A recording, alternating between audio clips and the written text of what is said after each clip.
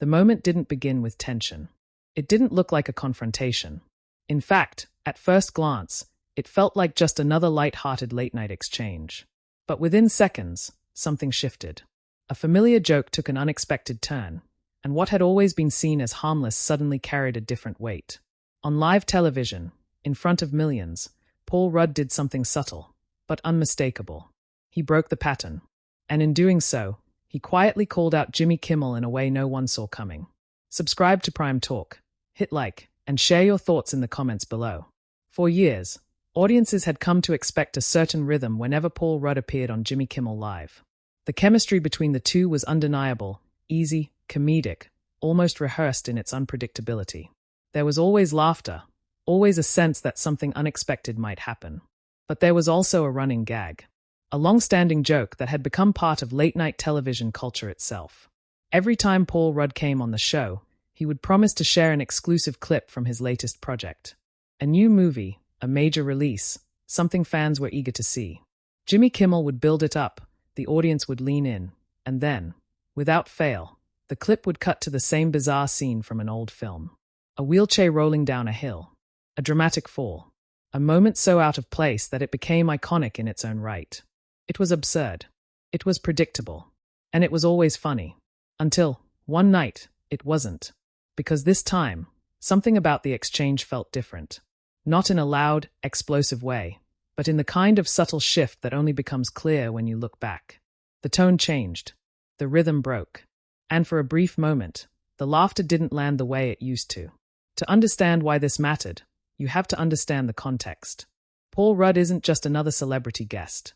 He's known for his calm demeanor, his professionalism, and his ability to play along without ever losing control of the moment. He's the kind of guest every host wants, reliable, charismatic, and effortlessly engaging. Jimmy Kimmel, on the other hand, built his reputation on pushing boundaries just enough to keep things interesting. His interviews often walk a fine line between humor and discomfort, where the unexpected becomes the highlight. That balance is what makes his show work. But when a joke runs long enough, when it becomes expected instead of surprising, it starts to change. What was once spontaneous turns into routine. And routine, especially on live television, can be dangerous. Because audiences notice. And so do the people involved. On this particular night, the setup felt familiar. Jimmy Kimmel introduced Paul Rudd with the same energy, the same playful anticipation. The conversation flowed easily at first, light banter, a few jokes, nothing out of the ordinary. The audience was relaxed, engaged, ready for what they assumed was coming. Then came the moment. Kimmel leaned in, setting up the now famous bit. He mentioned the clip. He teased the audience. He built the expectation exactly the way he always had. It was almost automatic at this point, a routine both men had performed multiple times before. But Paul Rudd's reaction was different. Not dramatically so. Not in a way that immediately stopped the show. But there was a pause. A slight hesitation. The kind that doesn't interrupt the flow, but quietly alters it. He smiled, as he always did. He nodded. But there was something behind it this time. Something that suggested awareness. Not just of the joke, but of how far it had gone. And that's when things began to shift. Because in live television, timing is everything. A fraction of a second can change how a moment feels. And in that fraction, something unspoken passed between them. Something the audience couldn't fully articulate, but could definitely sense. Was it frustration? Was it fatigue? Or was it simply a recognition that the joke had reached its limit? Whatever it was, it didn't explode into conflict. There was no argument, no raised voices, no dramatic walk-off. Instead, it played out in a way that was far more subtle and arguably more powerful. Paul Rudd didn't reject the joke outright. He didn't call it out directly, but he didn't play it exactly the same way either. And that difference, however small, was enough to change the entire tone of the segment. For Jimmy Kimmel, it created a moment of uncertainty. Not enough to derail the show, but enough to shift the dynamic. The control he usually had over the situation felt slightly off. And in live television, even a slight imbalance can be felt instantly. The audience, meanwhile, reacted instinctively. The laughter was still there, but it wasn't as immediate. There was a delay, a hesitation, as if people were trying to figure out whether they were watching the same joke or something new entirely. And that's what made this moment stand out. Because it wasn't just about a prank. It wasn't just about a repeated gag. It was about the delicate balance between host and guest, and what happens when that balance shifts, even slightly, in front of a live audience. Moments like this don't announce themselves. They don't come with dramatic music or clear turning points. They unfold quietly, in real time, leaving viewers to piece together what they just witnessed. And in this case, what they witnessed was a rare break in a long-standing pattern. A moment where the expected didn't play out exactly as planned. A moment where Paul Rudd, in his own understated way, seemed to push back, without ever saying a word. But what exactly led to this shift? What changed between the countless times this joke had worked perfectly, and the one time it didn't feel the same? To answer that, you have to go back. Back to the origins of the joke. Back to the evolving dynamic between Paul Rudd and Jimmy Kimmel. And back to the growing awareness, both on stage and off, that even the most beloved routines can wear thin over time. Because the truth is, this moment didn't happen in isolation. It was built over years. And once you see the full picture, the subtle tension of that night starts to make a lot more sense. Long before that moment ever unfolded on live television, the dynamic between Paul Rudd and Jimmy Kimmel had already been firmly established. It wasn't built overnight, and it certainly wasn't accidental. Their on-screen relationship had developed over years of appearances, each one reinforcing a pattern that audiences came to expect. Paul Rudd had become one of those rare guests in late-night television who could return again and again without losing appeal. His charm wasn't loud or performative. It was consistent, almost effortless. He didn't dominate interviews. He blended into them, adapted to them, and often elevated them simply by being present. That made him the perfect partner for a host like Jimmy Kimmel, whose style relied heavily on rhythm, timing, and the ability to guide a conversation toward a payoff. And that payoff, more often than not, became the same. The now famous prank didn't start as a recurring bit. In its earliest form, it was just a one-time joke, an unexpected twist that caught both the audience and Kimmel off guard. Paul Rudd had promised to show a clip from one of his projects, only to replace it at the last second with that strange, unrelated scene from an old film. The randomness of it made it funny. The fact that no one saw it coming made it memorable. But what worked once doesn't always stay fresh. Still, the response was strong enough that the joke returned. Then it returned again. And again. Each time, the setup became more elaborate. Kimmel would lean into it, building anticipation with exaggerated sincerity. The audience, now aware of the pattern, would watch closely, waiting to see if Rudd would finally break the cycle or repeat it once more. And he always did. That predictability became part of the appeal. It wasn't just about the joke anymore. It was about the ritual. The audience felt included, almost like they were in on something exclusive.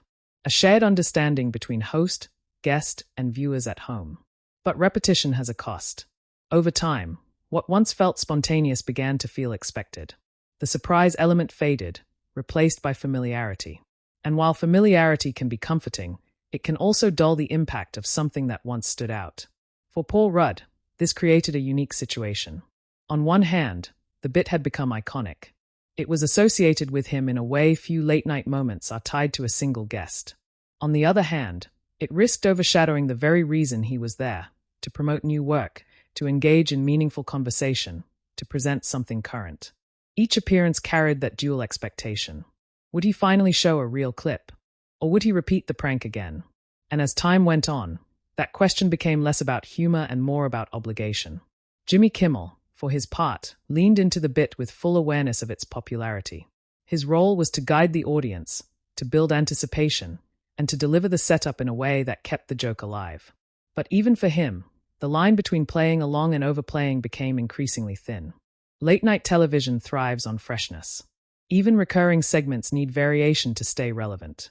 And while the Rudd-Kimmel prank had become a staple, it also carried the risk of becoming predictable in a way that worked against the format. Behind the scenes, there's always more happening than what viewers see. Interviews are prepared, topics are discussed, timing is planned. Even in shows that feel spontaneous, there's structure guiding every moment. So when a recurring bit like this continues for years, it raises a question.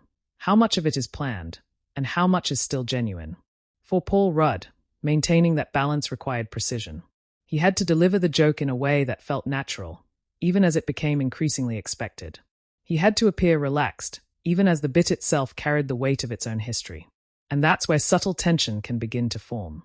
Not tension in the sense of conflict, but in the sense of pressure. The pressure to meet expectations. The pressure to keep something alive that may have already reached its natural conclusion. By the time of this particular appearance, the prank had already become part of late-night legend. Clips of previous segments circulated widely. Audiences knew what to expect, and that knowledge changed how the moment would be received. Instead of surprise, there was anticipation. Instead of unpredictability, there was pattern recognition. And for a show built on timing and reaction, that shift matters. Because once the audience starts anticipating the punchline, the dynamic changes. The host is no longer leading the moment, the audience is. Jimmy Kimmel, experienced as he is, understands this better than most. His ability to read a room, to adjust pacing, to shift tone, these are skills developed over years. But even with that experience, there are moments where the structure of a segment limits flexibility. A recurring joke is one of those structures. It has a beginning, a middle, and an expected end. Deviating from it risks confusion. Following it risks repetition. And that's exactly the position both men found themselves in. As the interview approached that now notable moment, everything was in place for the bit to play out as it always had. The introduction was smooth. The early conversation was relaxed. There were no visible signs of disruption. But beneath that surface, the context had already shifted. A pause lasts longer than usual. A smile doesn't quite reach the same place. A line is delivered with just enough difference to alter its meaning. None of these things, on their own, would stand out. But together, they create a subtle shift, one that can be felt even if it isn't immediately understood. And that's exactly what was building as Jimmy Kimmel began to steer the conversation toward the now familiar setup. The audience leaned in, ready for the moment they thought they knew. Kimmel delivered the lead-in with practiced confidence. Everything was aligned for the joke to land exactly as it always had. But this time, something was different. Not in what was said, but in how it was received. Because for the first time, it felt like Paul Rudd wasn't just participating in the joke. He was aware of it in a new way. And that awareness was about to change everything.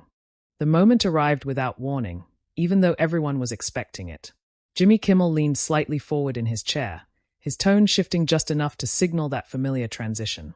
The conversation, which had been light and easy, began to narrow toward a single point. He mentioned the project Paul Rudd was there to promote. He framed it carefully, building the same anticipation he had built so many times before. His delivery was confident, measured, almost automatic. The audience responded exactly as expected. Soft laughter, a ripple of recognition moving through the room. They knew what was coming, or at least they thought they did. Paul Rudd nodded along, listening. His posture remained relaxed, his expression composed. On the surface, nothing seemed out of place. But there was a slight delay in his reaction, just enough to register if you were paying close attention. A fraction of a second where the rhythm didn't quite match the usual pattern. Kimmel continued, setting up the clip with exaggerated sincerity. He spoke about how excited he was to show it, how the audience was in for something special. It was the same language, the same tone, the same setup that had worked every time before. Then he turned to Rudd. There was a brief pause. Not long enough to disrupt the flow, but long enough to feel intentional. Rudd smiled, but it wasn't the automatic, immediate response viewers had come to expect. It was measured, considered, as if he were choosing how to engage with the moment rather than simply stepping into it. "Do you want to set it up?" Kimmel asked. The question hung in the air for a beat longer than usual. Rudd looked toward the screen, then back at Kimmel. His body language remained calm, but there was a subtle shift, his shoulders squared slightly, his posture more deliberate. It was the kind of adjustment that doesn't draw attention to itself, yet changes the tone of everything that follows. He began to speak, introducing the clip. His voice was steady, his delivery clear. But there was a difference in how he framed it. Instead of leaning fully into the joke, he spoke in a way that felt almost grounded, closer to how someone would genuinely introduce their work. For a moment, it created uncertainty. Was this going to be different? The audience seemed to hesitate. The laughter softened, replaced by a quiet attentiveness. Even Kimmel's expression shifted slightly, as if recalibrating in real time. Then came the pivot. Rudd paused again, just briefly, and his expression changed, not dramatically, but enough to signal awareness. He glanced at Kimmel, holding eye contact for a moment that felt longer than it was. It wasn't confrontational, but it wasn't passive either. It was deliberate. And in that moment, Without raising his voice or breaking the flow, Paul Rudd acknowledged the joke. Not by repeating it, but by subtly stepping outside of it. He didn't refuse to play along. He didn't call it out directly. But the way he delivered the setup carried a different tone, one that suggested he understood exactly what was happening and was choosing how to respond rather than simply reacting. The clip rolled.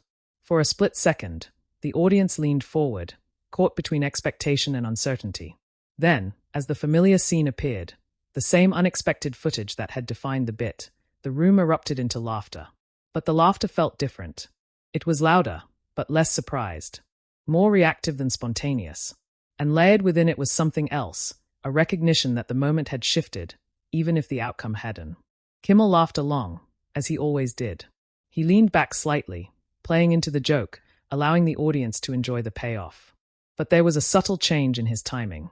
His reaction came a fraction later than usual, as if he were processing not just the clip, but the way it had been delivered. When the clip ended, the camera returned to the two of them. Rudd was smiling, but his expression held steady.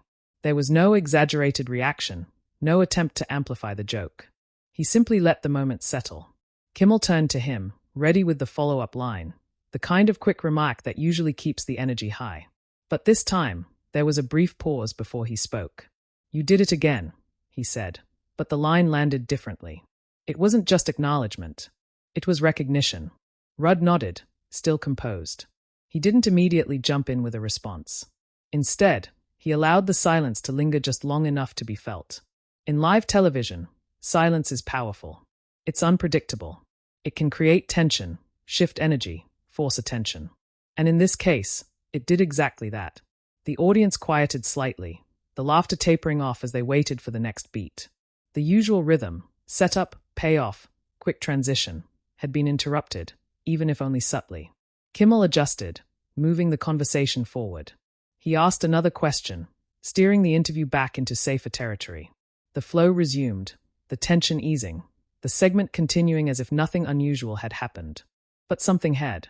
It wasn't in the words. It wasn't in the clip. It was in the space between them, the pauses, the timing, the choices made in real time.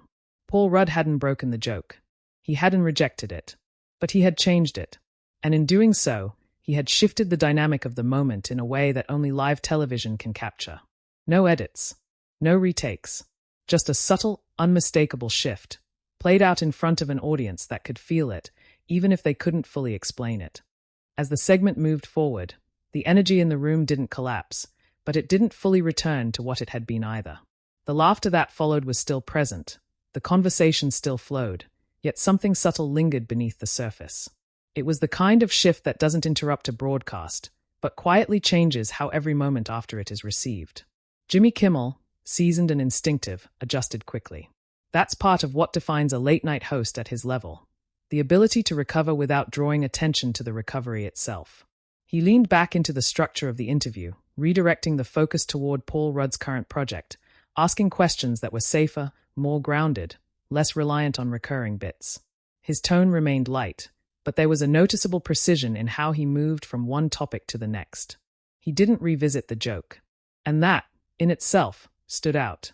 Because in previous appearances, the prank often became a centerpiece, something to circle back to extend, to amplify. This time, it was treated almost like a moment that had already run its course. A single beat, acknowledged and then left behind. Paul Rudd, for his part, remained composed throughout. He answered questions with the same calm clarity he's known for, maintaining eye contact, offering thoughtful responses, and occasionally returning to humor, but on his own terms. There was no visible frustration, no attempt to correct or confront. Instead, there was control.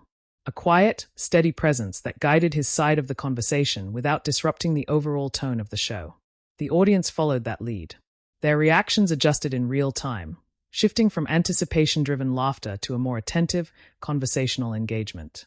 Applause came at the right moments, laughter returned when prompted, but the earlier unpredictability had been replaced by something more measured. From the outside, the interview continued smoothly. To a casual viewer, nothing seemed out of place. But for those paying closer attention, the difference was clear. The rhythm had changed. The balance between host and guest had subtly realigned. When the segment eventually came to a close, the transition was clean. Kimmel wrapped it up with a standard closing remark, thanking Rudd for being on the show. Rudd smiled, nodded, and the two exchanged a brief, polite acknowledgement before the camera pulled away. No tension was addressed. No explanation was given. The moment remained exactly what it had been, unspoken, but present. In the hours and days that followed, clips of the interview began to circulate online. Not in a viral, headline-dominating way, but steadily enough to draw attention from viewers who were familiar with the long-running joke. Comments appeared pointing out the shift in tone, the pause before the clip, the way Rudd handled the setup differently than before. Some viewers saw it as a natural evolution, an actor choosing to slightly adjust a bit that had been repeated many times. Others interpreted it as a quiet signal that the joke had reached its limit. There was no single consensus, and that ambiguity only added to the moment's significance. Because in media, not every impactful moment is loud. Sometimes, it's the understated ones that last longer. For Jimmy Kimmel, the interview didn't mark a turning point in any dramatic sense. His show continued as it always had, built on a mix of humor, interviews, and carefully timed unpredictability. But moments like this serve as reminders of the fine line late-night hosts navigate, between familiarity and repetition, between control and spontaneity. For Paul Rudd, the appearance reinforced something that has defined his career for decades: consistency without stagnation. His ability to remain composed, to adapt without overreacting, and to subtly shift a situation without escalating it. That's what made the moment resonate. He didn't disrupt the show. He didn't challenge the host directly. But he made a choice in how he participated, and that choice was visible. Over time, the prank itself has become part of late-night history, a rare example of a recurring bit that transcended a single episode. But like all long-running elements, it carries a natural life cycle. What begins as spontaneous eventually becomes expected. And at some point, it requires either reinvention or restraint. That night, what viewers saw wasn't the end of the joke, but a recalibration of it. A reminder that even the most familiar moments can change, not through confrontation, but through subtle awareness. And that's why this moment still matters. Not because of what was said, but because of what was understood. It showed how live television, even in its most controlled environments, can reveal something real in the smallest of ways. A pause, a glance, a shift in tone. These are the details that don't make headlines, but stay with an audience long after the segment ends. If you look back at the footage now, knowing the history, knowing the pattern, you can see exactly where things changed. Not dramatically, not definitively, but enough to leave an impression. And sometimes, that's all it takes. Subscribe to Prime Talk, like this video, and share your thoughts in the comments. Did you notice the shift in that moment, or did it feel like just another joke playing out? Share this with others who follow late-night television, and stay tuned for more deep dives into the moments that quietly reshape what we watch.